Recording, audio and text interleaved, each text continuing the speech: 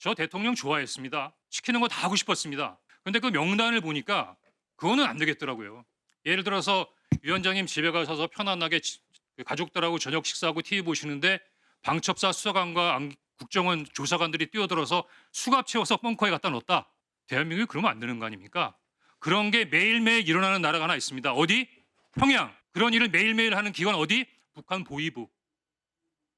이상입니다. 방첩사령관이 명단을 불러주는데 책상에 앉아서 여유 있게 적었던 부분이 아니라 당시 구청원장 관사 입구에 있는 공터였기 때문에 서서 제 포켓에 있던 메모지에다 막 적었었습니다. 원장 공간 앞에서 썼다는 얘기도 제가 처음 들었고, 특히 보좌관한테 다시 쓰게 만들었다는 얘기도 처음 들었기 때문에 그 헌재 증언 이후에 사실 파악을 해봤습니다. 사실 확인을 해봤더니 사실관계가 달랐습니다. 홍장원 차장이 11시 6분에 국정원장 공관 앞에 어두운 공터에서 갑자기 이제 메모를 쓰게 돼서 주머니에 있는 메모지를 꺼내가지고 급히 썼다라고 했는데, 저희가 확인을 해보니까 11시 6분이면 홍장원 차장은 거기가 아니고 그 청사에 있는 본인 사무실에 있었습니다. CCTV로 확인을 했습니다. 보신 그대로죠. 목요일 뉴스 탑10 바로 국정원 1인자의 대격돌. 목요일 뉴스 탑10은 바로 여기부터입니다. 모르겠습니다. 이렇게 변론길이 끝이 나는 건지는요. 다만 오늘은 윤석열 대통령 탄핵 심판 8번째였고요. 보신 그대로 국정원 1인자가 2인자를 정조준했습니다. 윤석열 대통령으로부터 체포 지시를 받았다고 주장한 홍장원 전 국정원 1차장의 직속 상사 조태용 국정원장이 증인으로 나왔습니다. 앞서 조태용 국정원장의 증언을 저희가 화면으로 한번 모아봤습니다. 홍장원 차장, 저 메모 국정원 마당에 썼다고 했는데 아니다. 본인 사무실이었다. 메모도 2종류다. 아니다. 4종류다. 이현정 의원님. 네. 일단 크게 한번 보면 윤 대통령 탄핵 심판 막판에 핵심 변수가 떠오른 겁니까? 그렇은 것 같습니다. 일단 홍장원 전 차장의 해명이 좀 필요한 대목인 것 같습니다. 왜냐하면 홍장원 전 차장이 지난번 좀 전에 보셨지만 그때 헌재에 나와서도 굉장히 구체적이고 아주 디테일하게 본인이 증언을 했지 않습니까? 근데 오늘 이제 조태용 국정원장이 나와서 예. 객관적인 어떤 이 근거, 즉 CCTV라든지 이런 걸 근거로 해서 지금 이야기를 하는 것이고, 그 보좌관의 증언도 이제 함께 있는 거거든요.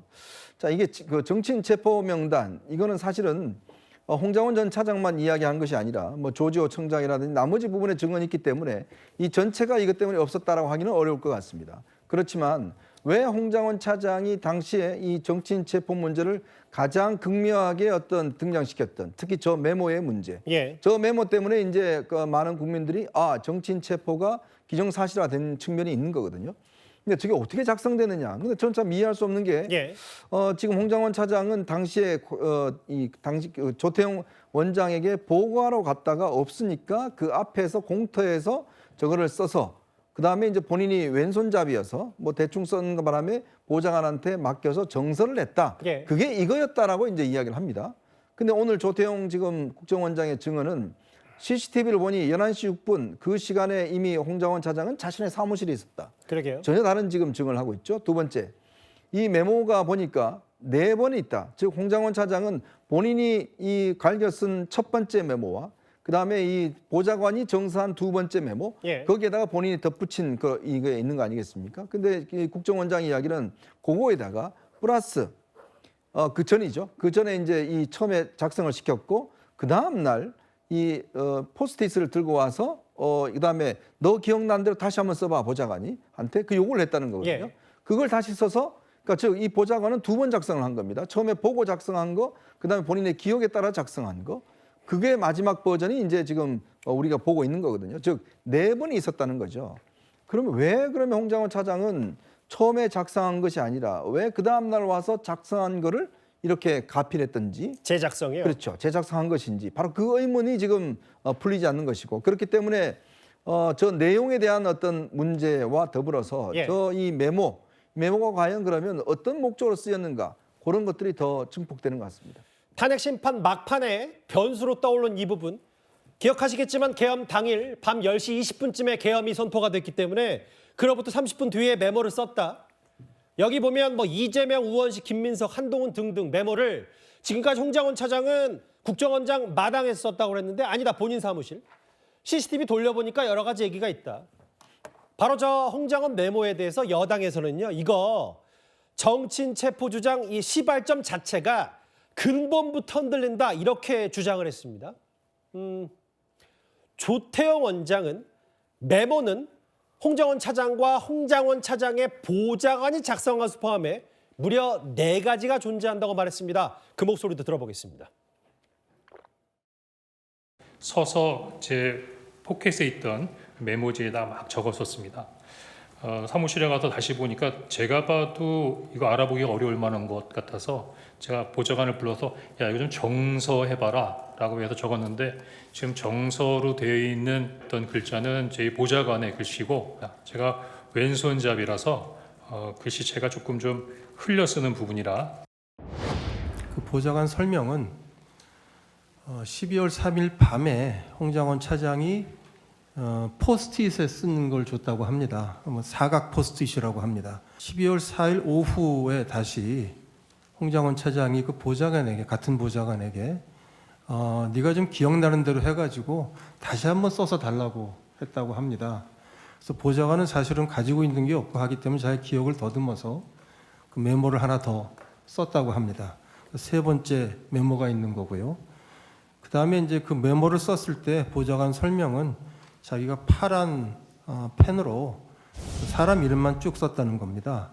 지금 제 앞에도 있습니다만은 거기 무슨 동그라미가 쳐져 있다든지 아니면 무슨 잘 안 보입니다만은 방첩사 뭐라고 써 있다, 이런 메모들, 이런 가필이라고 할까요? 이 가필한 부분은 자기가 하지 않았다 하는 겁니다. 3번째 메모, 즉 12월 4일 오후에, 늦은 오후에 보좌관이 기억을 더듬어 새로 써준 메모가 이 메모인데 거기에 누군가가 이제 가필을 해서 있는 것이 지금 제가 보고 있는 메모입니다. 결국 메모가 4가지가 있는 셈입니다. 조태용 국정원장의 증언을 근거로 해서 저희가 이걸 한 화면으로 준비를 했습니다. 정혁진 변호사님, 저와 같이 보실까요? 일단 계엄 당일 홍장원 차장이 직접 쓴 이걸 찢어서 폐기했다. 다음 날 보좌관이 이걸 다시 작성합니다. 홍장원 차장의 보좌관이. 3번째 메모, 여기에 보좌관의 기억을 덮어서 이재명, 우원식, 한동훈, 정청래, 김명수, 권순일, 이거를 덧붙였다. 또 하나 메모 더 있어요. 4번째.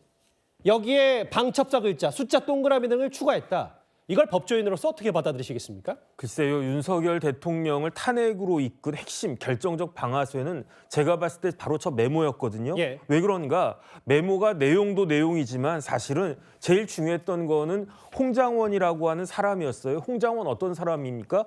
국정원의 1차장이었어요. 1차장이면은 우리나라의 최고위직 중에 한 명 아니겠습니까? 거기에다가 홍장원 개인적인 캐릭터를 봤더니 육사 출신이래요. 그냥 육사 출신도 아니고 대표화랑 출신이래요. 그러니까 예. 홍장원은 믿을 만한 사람이다. 그다음 우리가 조금 전에 봤지만 홍장원이 나와가지고 목소리 쫙 깔면서 이야기하는데 예. 저게 설마 거짓말이었을까라고 생각을 했던 거고요. 예. 그다음 내용도 내용이지만 메모가 있잖아요. 그 메모는 뭡니까? 물증이잖아요. 예. 그러니까 저런 게 있으니까 확실하겠구나. 그러니까 대통령이 저런 지시를 했었나 보다. 모든 사람들이 다 그렇게 믿었단 말이죠. 예. 그래가지고 탄핵까지 그 이루어지게 된 거 아니겠습니까? 그런데 그 이후에 지금 어떤 일이 벌어지고 있습니까? 반대되는 사실이 계속 드러나고 있어요. 그래서 저 메모라는 게 언제 어디서 어떻게 작성됐는지가 이야기가 다 틀려지고 있고요. 예. 거기에다가 홍장원 본인의 말 자체가 오락가락 하고 있습니다. 어떻게 저런 사람이 대한민국 국정원의 제1차장을 했는지도 사실은 잘 모르겠고요. 이렇게 되니까 저 메모를 믿지 못하게 됐으니까 그러니까 홍장원이라고 한 사람의 말도 못 믿겠고 그러면 도대체 진실이 무엇인가 그러니까 저부터도 왔다 갔다 하면서 못 믿겠는데 그런데 헌법재판소는 그런 이와 같은 상황에서 그냥 대충 덮고 결론을 내리겠다? 이런 모양이니까 도대체 대한민국이라고 하는 국가의 시스템이 있는 것인가? 국정원부터 시작해서 헌법재판소까지 그야말로 그냥 그 뭐 막무가내로 이런 일들을 처리하는 건가? 저는 지금 굉장히 지금 혼란스럽다는 그런 생각이 들고요. 저뿐만 아니라 우리나라 국민들 대부분이 이러지 않을까 그런 생각이 듭니다. 정 변호사께 질문 딱 하나 더요. 왜냐하면 이게 정치인 체포 저 메모가 굉장히 중요했던 건 그럼 계엄 해제 국회 못 들어가게 끌어내라.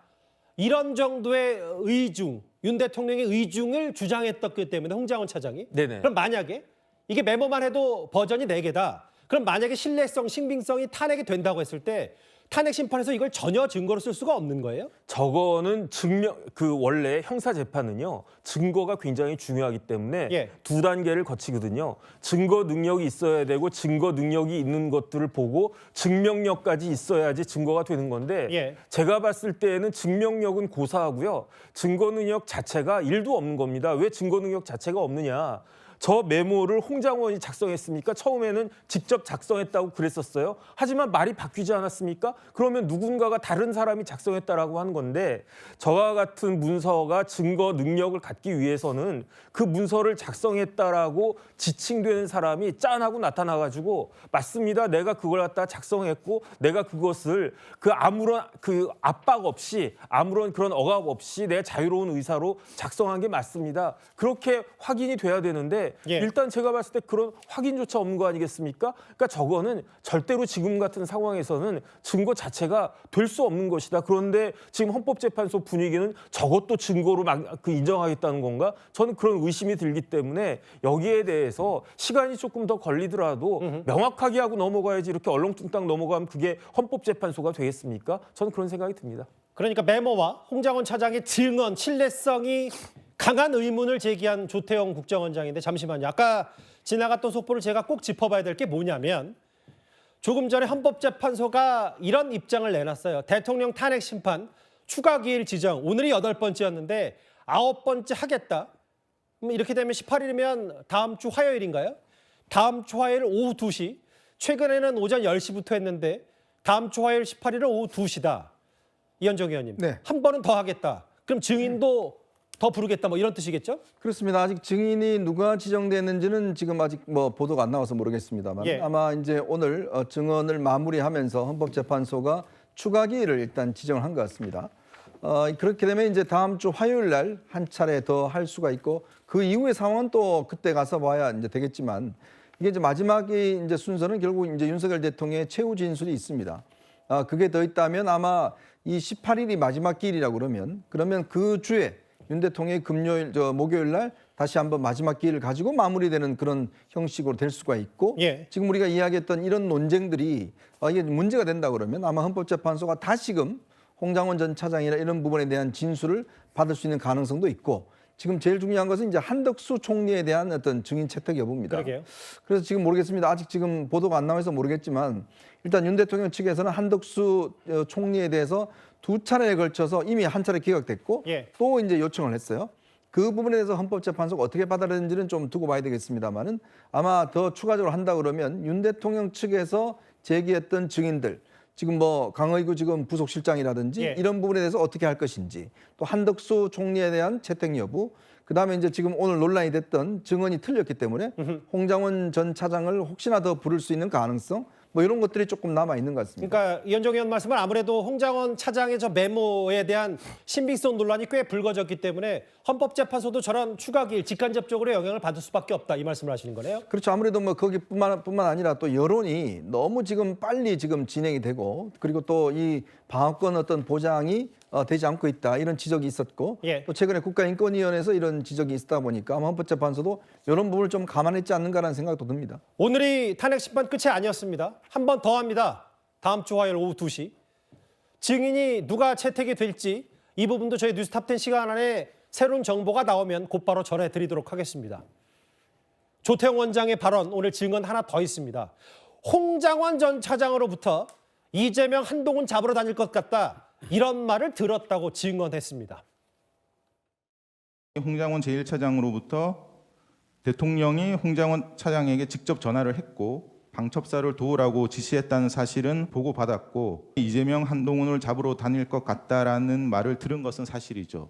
중요한 차이가 있습니다. 그건 방첩사가 잡으러 갈 것 같다는 얘기를 하지는 않았습니다. 이재명 한동훈을 오늘 밤에 잡으러 다닐지 모르겠습니다라는 취지의 말이 있었습니다. 이재명 한동훈 이름 나왔을 때도 이게 앞에 맥락이 같은 맥락인지 대통령 지시에 그게 포함되는 건지 그 당연히 확인하셨어야 될 것 같은데 그거 어떻게 제가 앞에다가 대통령 전화를 받았다. 그래서 뭐 방첩사를 도와주라고 했다. 그다음에 조금 있다가 뜸을 들이고 근데 안색을 쭉 살폈는데 좀 뭔가 추가 지침을 좀 주셔야 될 게 뭐 있느냐. 또 뭐 없다고 하고 우리 이미 얘기한 대로 내일 아침 다시 얘기하자고 하니까 또 한참 있다가 알겠습니다. 그런데 이재명 한동훈 잡으러 다닐지 모르겠습니다. 오늘 밤에 이렇게 얘기를 하니까 저는 어떻게 보면 밖에서 생각할 수 있는 좀 뜬구름 같은 얘기를 지금 한다고 느꼈습니다. 네, 알겠습니다. 제가 알아듣게 예. 보고를 해줬으면 참 좋았을 거라고 나머지 생각합니다. 뜬구름이라는 표현을 썼어요. 이재명 한동훈 오늘 밤 잡으러 다닐지 모르겠다가 취지의 말이 있었다.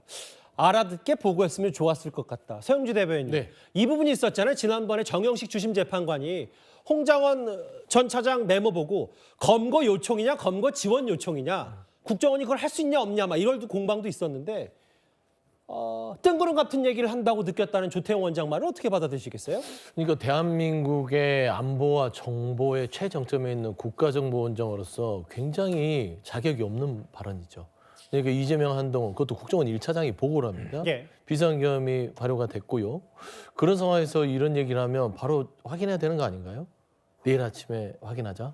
저런 한가한 국정원장이 어디 있습니까? 바로 물어보지 않은 건 상식적이지 않다. 아, 그럼요. 국정원장이라는 것은요, 모든 대한민국의 정보를 장악하고 있어야 됩니다. 그리고 모르는 부분도 파악해서 대통령에게 보고를 해야 되는 것이고, 속속들이 움직임에 대해서는 알고 있어야 되는데, 알면서 모른 척 했거나, 아니면은 지금 허위 진술하고 있거나 하는데, 전체적으로 오늘 8차 변론에서 봤던 홍장원 국정원 1차장 흔들기는요, 피청구인 측에서 착각하고 있는 것 같아요. 홍장원 1차장은 작전에 투입한 대상은 아닙니다. 말하자면 여인영 방첩사령관과 통화, 대통령과의 통화를 했던 당사자로서 자기가 들은 바에 대한 기억을 진술했던 사람인데 이게 구체적이고 어떤 파급력이 있다 보니 집중을 하는데 이 12월 3일 날부터 4일까지의 계엄에는 홍장원이 한 사람만 있던 게 아닙니다. 예. 제2의 홍장원, 제3의 홍장원, 제4의 홍장원이 다 있습니다. 예. 김대우 방첩사 수사단장, 조성현 오늘 나왔죠. 수방사 경비 1단장, 예. 곽정군 사령관, 그리고 이 본청에 투입됐던 소령급 이하의 707 단장들의 단톡방, 거기에 명확하게 이재명, 한동훈, 우원식이 서로 대화 내용이 있습니다. 예. 그러니까 결국에는 국정원에서의 본인들끼리의 서로 간에 어떤 국정원의 책임 회피나 아니면 거짓이 서로 간에 기억이 헷갈릴 수는 있어도 중요한 큰 축에서 체포 명단 자체는 현장에 투입된 작전 요원들한테는 하달이 됐다라는 예. 것은 부인할 수 없을 것 같고요. 그 중심에는 여인영 방첩사령관이 있었죠. 모든 사람들이 여인영 방첩사령관과 김영호 국방부 장관에게 예. 14명에서 15명의 체포조의 지시를 받았다고 증언을 하고 있습니다. 그러면 그들을 어떻게 그들의 입은 막을 것인지. 저는 그래서 홍장원 1차장의 논란 자체는 뭐 다소 뭐 사실관계 확인은 필요하나 큰 축에서 홍장원 1차장의 발언의 신빙성, 메신저를 흔든다고 해서 이 10월 3일 날 있었던 여러 가지 체포 명단과 체포 대상들의 어떤 흔적들은 지울 수 없을 것이다. 그래서 국정원장의 저 발언, 뜬구름 발언은 정말로 그 자체가 뜬구름 같은 이야기 같다라고 말씀드리고 싶습니다. 최진봉 교수님, 이거 하나 더 있는데 조태용 원장이 뭘 주장했냐면 홍장원 차장이 민주당 박지원 전직 국정원장이었죠. 박선원 국정원 출신의 민주당 박선원 두 야당 인사에게 7차례 인사 청탁을 했다.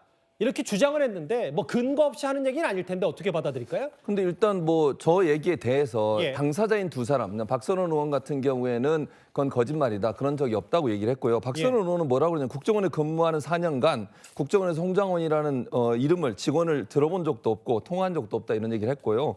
박지원 원장도 본인한테 인사청탁을 한 사람은 홍장원이 아니고 예. 다른 사람이라고 얘기를 했어요. 그 사람이 누구냐면 전 국정원 간부가 본인한테 청탁을 한 적이 있었지만 홍장원 차장이 청탁을 한 적은 없다. 이렇게 지금 부인하고 있습니다. 이쯤 되면 정말 논란의 중심에 선 홍장원 차장의 이력을 한번 살펴볼 필요가 있어요. 육사 43기 출신에다가 국정원 대북특별보좌관을 지냈고 국정원 그러니까 이병기 실장 시절에 비서실장을 지낸 걸로 알려졌습니다. 주 영국 대한민국 대사관 정무공사. 앞서 지나갔던 다음 인사청탁 얘기를 다시 한번 부탁드릴게요. 이현정 의원님. 네. 그러니까 최근에 뭐 회유, 공작 뭐 이런 거 말고 윤석열 대통령이 직접 나서서 홍장원, 곽종훈 두 사람의 탄핵 공작이라고 했는데 조태용 원장 얘기는 계엄 다음 날 이재명 대표에게 전화 한번 하시죠 말했다. 안 하겠다고 거절했다. 이런 구체적인 정황 증거까지 조 원장이 얘기를 했어요. 일단 조태용 원장이 아까도 이야기하셨지만 이분이 이제 국정원장이잖아요. 예. 자, 그러면 우리 정익진 변호사가 저한테 한동훈 이재명 체포한대요. 그러면 내일 이야기합시다. 그냥 일반인도 이렇게 이야기하지 않잖아요. 누가 언제 뭐 이렇게 물어볼 거 아니겠습니까? 근데 전날에 저 대화 자체는 제가 이해할 수가 없는 게 그럼 조태용 원장이 그렇게 홍장원 1차장이 저 보고를 하는데 아니 그날 모든 국민들이 밤잠을 만잠에서 TV를 보면서 어떻게 진행되는 걸 봤는데 그것도 국정원장이 집에 가서 관사에 자고 내일 아침에 회의합시다. 저는 이게 과연 성립할까라는 의문이 들어요. 솔직히 이야기해서. 왜냐하면 정말 국정원장이라면 당시에 비상계엄이 발동이 됐으면 각 정보 체계라든지 북한의 상황이라든지 비상회의를 소집을 해서 체크를 하고 점검회의를 하고 TF팀을 구성한다든지 이런 방식으로 해야 되는 게 기본 아닌가요? 그리고 또 홍장원 차장한테도 아니 그 이야기 무슨 이야기예요? 지금 누가 이야기했어요? 어떻게 잡는다는 거예요? 물어봐야 될 거 아닙니까? 근데 내일 이야기합시다 자고 저는 이게 참 이해가 되지 않고 그다음에 이제 지금 당시 이제 인사청탁 문제, 홍장원 차장 문제 나오면 제가 좀 취재한 바로는 홍장원 전 차장이 사실은 문재인 정부 때 꽤 잘 나가는 사람으로 알려져 있어요. 국정원 때. 그렇습니다.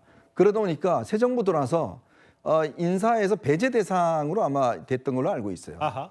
근데 이 사람이 좀 부활을 했습니다. 그 부활을 한 원인에는 이 사람의 어떤 이 고등학교 관련된 이 사람들이 이 대통령실의 핵심 인사로 있어요.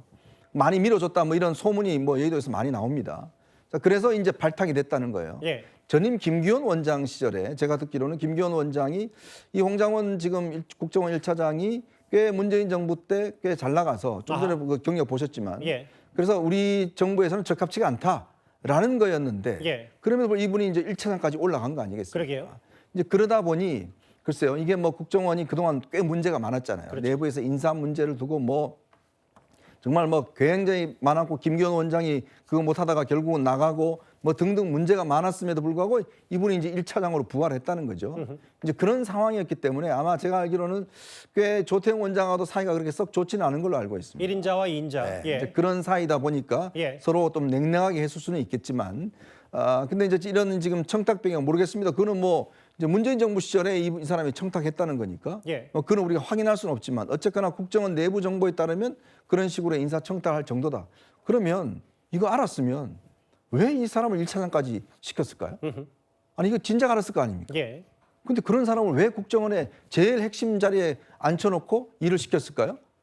전 조태용 원장도 참 이해가 안 되는 게 그 정도면 진작 예를 들어 인사 조치를 했어야죠. 근데 이제 와서 인사 청탁했다 이 이야기를 하는 거는 자기의 무능을 좀 드러내는 것밖에 안 되지 않습니까?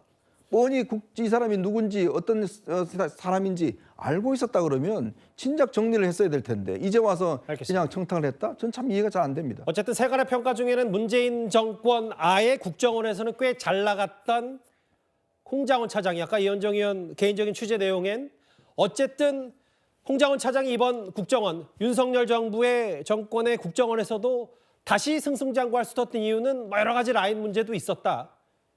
다만 조태용 원장 주장은 야당 인사들과 친했고 그래서 인사청탁한 거 아니냐. 알겠습니다. 이 부분 탄핵 심판에서도 오늘 조태용 원장이 집중적으로 얘기했다면 그런데 오늘요. 대통령이 그동안의 8번의 탄핵 심리 기간 동안 가장 길게 말을 했습니다. 조태용 국정원장에 대한 증인 신문이 끝난 뒤에 윤 대통령이 발언권을 얻었습니다. 증인 신문과 관련해서 의견 진술 기회 드리겠습니다. 보링 말씀하십시오. 벌써 몇 달 전부터 정치적 중립 문제와 관련해서 원장의 신임을 많이 잃은 상태였던 것을 제가 알 수 있었습니다. 제가 이제 국정원장이 해외에 있는 줄 알고 홍장원 1차장한테 이제 그 원장 부재 중이니까 원 잘 챙겨라라고 얘기를 한 이유는 이제 그런 전화 하려고 전화했는데 안 받습니다. 그리고 한 20여 분 있다가 이제 전화가 오는데 제가 전화를 딱 받아보니까 홍장원 1차장 목소리가 뭐 저도 저 반주를 즐기는 편이기 때문에 딱 제가 보니까 벌써 술을 마셨어요. 본인도 인정했고 제가 분명히 원장 부재 중이신데 원 잘 챙겨라. 그리고 내가 이따가 우리 홍 차장한테 전화할 일이 있을지 모르겠다. 이렇게 하고 전화를 끊었습니다. 12월 6일 날 아침에 제가 홍장원에게 그런 지시를 했다고 막 기사가 나서 그런 오해가 생기니까 제가 한동훈 대표한테 이거 봐라. 내가 홍장원한테 이게 약점 잡힐 일이 있으면 이거 제가 하겠냐라고 하면서 들어와서 얘기 좀 나누다가 가기 전에 제가 하는 데 가서 한동훈 대표 오라 그래서 제가 하는 것을 보여줬고요. 어쨌든 홍장원에 대한 해임 사유는 자세하게 말씀드리긴 어렵지만 하여튼 야권과 관련한 정치적 중립 문제가 심각하다는 말씀이었습니다. 좀 길게 가감 없이 들어봤는데 정영진 변호사님. 네네. 윤 대통령이 말하고 싶은 핵심은 홍장원 전 차장의 취중이었다는 거네요. 그러니까 지금 결국은 홍장원이라고 하는 스피커의 신빙성에 대해서 대통령이 불만을 가지고 공격하려고 하는 것이 아닌가, 저는 그런 생각이 들고요. 예. 그다음 홍 차장 말이나 대통령 말을 종합해서 봐도 저가 명확하게는 모르겠는데 예. 그런데 제가 나름대로 해석한 바로는 윤석열 대통령 12월 3일 밤에 계엄을 선포하겠다라고 마음먹고 실제로 계엄을 선포하지 않았습니까? 예. 그렇다라고 하면 대한민국의 비상계엄이 선포가 되면 가장 중요한 정부 기관 중에 하나 어디겠는가? 당연히 국정원이지 않겠습니까? 예. 그러니까 계엄이 발동이 되니까 거기에 대해서 국정원도 이런저런 역할을 할 수 있을지 모르겠다. 거기에 대해서 잘 챙겨라. 이런 이야기를 해야 되는데 예. 그런데 지금 대통령이 착각을 했다는 거예요. 그 엄중한 시기에. 지금 국정원장이 아직 해외에 나가지 않았는데 그런데 해외에 나간 줄 알고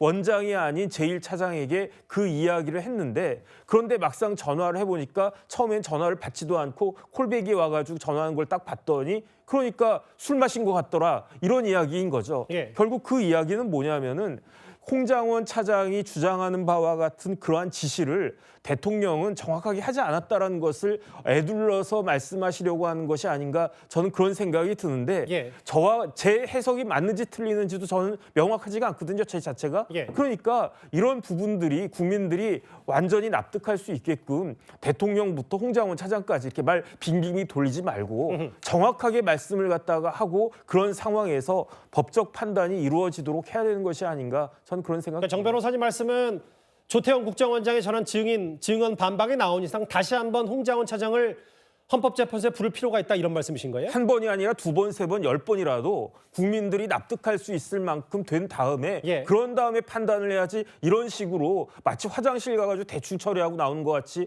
그렇게 하면 그게 대한민국의 헌법재판소라고 할 수 있겠습니까? 그런 사람들이 대한민국의 헌법재판관이라고 할 수 있겠습니까? 저는 그런 생각 듭니다. 저도 윤 대통령 얘기는 본인도 반주, 술 잘 즐기는 편이라 잘 아는데 20분 뒤에 딱 전화 왔는데 받아보니까 술 마셨더라. 다음 화면을 볼게요. 그러면서 윤 대통령이 했던 얘기 중에 뭐냐면 여기에 한동훈 전 대표 얘기도 소환했어요. 저 서영주 대변인님. 네. 그때 12월 6일, 그러니까 계엄 이로부터 3일 뒤에 한동훈 전 대표가 관저 찾아가서 당시에도 윤 대통령이 불렀다라는 얘기가 많아서 직무정지 판단 뒤질 만한 못 들었다고 했는데 한동훈 전 대표 보는 앞에서 홍장원 1차장 해임 사인했다. 내가 약점 잡힐 일이 없다. 뭐 이런 취지의 주장을 했거든요. 네. 근데 한동훈 전 대표가 바보가 아닌 이상 홍장원 국정원 1차장을 12월 6일 날 해임하는 게 어떤 의미가 있겠습니까? 12월 3일과 4일에 벌어진 비상계엄, 그게 헌법에 위반된다, 위헌이다, 명백히 위헌이기 때문에 국민과 막아서겠다고 했던 한동훈 전 대표는 결국에는 홍장원 전 국정원 1차장의 해임 제가는 큰 의미를 두지 않았을 거예요. 따져보면 12월 6일 날 해임 제가를 한동훈 전 대표가 했는데 중요한 건 그러면 12월 3일과 4일 사이에 있었던 비상계엄에 대해서 국정원은 몰랐다는 겁니까? 갑자기 이 비상계엄을 인정하지 못한 홍장원 1차장이 마음을 바꿔서 야당과 어떤 정치적 야합을 했다라고 주장하는 거잖아요. 예. 그러니까 이 자체가 논리가 안 맞아요. 그러면은 홍장원 국정원 1차장이 평소에는 윤석열 정부의 국정원 1차장으로서 예를 들면은 윤석열 정부를 뒷받침하는 행동을 하다가 12월 3일에 이런 비상계엄 자체는 본인이 판단할 공무원으로서 그럼 홍장원 1차장 말이 맞아요. 이건 북한에서 하는 일이다. 국가보위에서 하는 일이다. 판단을 해서 이 부분에 대해서 바라잡아야겠다고 결단을 했던 겁니다. 그러면 그 부분에 있어서 본인이 불법을 저지르는 걸 동조를 못 해줬기 때문에 야당과의 동조 세력을 해서 말하자면은 해임을 했다. 그 논리밖에 안 되는 거예요. 예. 지금 말하는 논리는. 그러면은 한동훈 전 대표가 여기에 대해서 무슨 보증을 써주고 인정을 해주고 그런 거 아니잖아요. 그래서 가만히 있는 한동훈 전 대표를 끌어들이는 것도 맞지 않고 네. 두 번째는 한동훈 대표는 기억하기로는 10월 3일 날 비상계엄에 대해서 명백히 위헌이 다루고 있고요. 12월 11일, 12일이죠. 예. 대국민 담화를 보고 나서는 이거는 내란에 대한 자백이다. 예. 그리고 직무를 당장 정지시켜야 된다고 얘기했던 여당 대표였던 점을 다시 한번 상기할 필요가 있다. 그런 말씀 드리고 싶습니다. 뭐 다만 아까 화면에도 잠깐 지나갔는데 그 장면이잖아요. 12월 6일에 그러니까 홍장원 차장이 저 휴대전화 보여주면서 몇 시 몇 분에 윤 대통령 비화폰으로 전화 왔다. 본인이 콜백을 했고 이런 부분들을 언급했다면 제가 김병기 민주당 의원이 공개한 건데 대통령님. 근데 이제 오늘 조태영 원장 얘기 혹은 윤 대통령 얘기는 저 뭐 전화 통화뿐만 아니라 증언도 신빙성이 없고 실제로 저 전화 다시 걸었더니 윤 대통령 주장은 취중이었다는 거잖아요. 홍장원 차장이. 그리고 윤 대통령은 내가 정치인 체포 지시했으면 나에게 약점 있는데 그런 약점 있는 사람 내가 국민의힘 대표 보는 앞에서 회의만 사인했겠냐 뭐 이런 취지 얘기를 했습니다. 다음 화면을 볼게요. 오늘 이렇게 8번째 탄핵 변론길이 쭉 진행되면서 홍장원 1차장도 가만히 있지 않았습니다. 최진봉 교수님. 뭐 하나하나 조태영 원장 국정원 1인자의 말을 반박을 했더라고요. 그렇습니다. 조태영 원장이 좌표를 찍고 자신을 엉망인 사람으로 만들고 있다고 그렇게 반박을 했고요. 먼저 메모 장소에 대해서는 공간하고 사무실과 3분 거리라는 거예요. 예. 그러니까 이게 시간차, 예를 들면 11시 6분이라고 얘기를 했는데 예.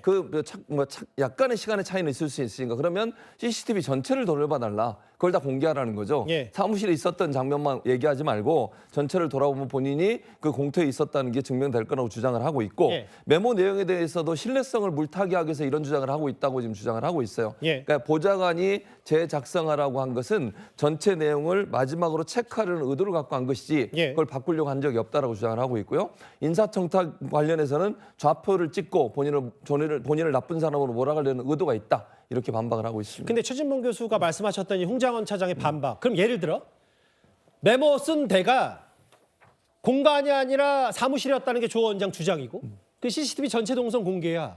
근데 이게 어쨌든 대통령 탄핵 심판이고 단심제면 이거 공개하는 걸 또 어디서 공개하는 겁니까? 만약에 언론을 통해 공개하는 건지 아니면 윤 대통령 주장처럼 홍장원 차장 다시 나와서 그런 CCTV 돌려보고 이렇게 해야 뭔가 신중한 탄핵 심판이 되는 건 아닌지 어떻게 받아들이세요? CCTV는 사실은 국정원에서 공개를 해야 되는 거잖아요. 예. 왜냐하면 이게 지금 홍장원 차장이 갖고 있는 건 아니니까. 예. 만약에 근데 헌재에서 그걸 보자고 하면 볼 수는 있겠지만 그걸 볼지 안 볼지는 잘 모르겠는데 그건 공개가 될지 안 될지 헌재에서 할지 아니면 형사재판에서 할지 잘 모르겠어요. 예. 그러니까 구체적으로 국정원 차원에서 그럼 CCTV 전체를 공개하든지 아니면 그 부분에 10분이든 20분이든 이 전체를 공개해야 되는 상황이니까 예. 아마 헌재 재판정에서 틀 가능성보다는 그냥 일반 언론이나 이런 데서 공개를 하지 않을까 하는 개인적인 생각은 있습니다. 예.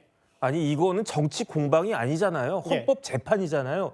판사들이 신문 보고 재판합니까? 신문에 내가 신문 딱 보니까 정혁진이라고 한 사람이 빵 훔쳐 먹었네 이렇게 기사 났다. 그럼 그 기사를 가지고 그 법정에서 증거로 현출되지도 않았는데 그 기사 가지고 마음대로 재판하는 그런 판사가 어디 있습니까? 직접 증인으로 불러야 되겠죠. 불러가지고 그거를 그 법정에서 현출해가지고 CCTV를 갖다가 돌려봐야 된다는 이야기고요. 그다음에 전 홍장원 씨한테 물어보고 싶어요. 메모를 어디서 작성했냐고. 예. 3분 거리 이게 중요한 거 아니잖아요. 예. 저희 공터에서 작성했습니까? 아니면 사무실에서 작성했습니까? 자기가 공터에서 작성했다고 그랬잖아요. 그런데 공터에 CCTV 없잖아요. 거기에 3분 거리가 왜 나옵니까? 그다음에 3분 거리니까 매우 가까운 것 같이 보여도요. 저같이 느릿느릿하게 걷는 사람도 예. 1분에 100m 넘게 갑니다. 3분이면 한 400~500m 갈 수가 있는 그런 거리 아니겠습니까? 그러니까 사실은 거리가 상당히 먼 거리예요. 예. 홍장원 씨는 저 메모를 공터에서 작성했는지 자기 사무실에 작성했는지 거기에 대해서 명확하게 밝혀야지 저런 식으로 무슨 몇 분 거리다 이런 식으로 물타기하면 오히려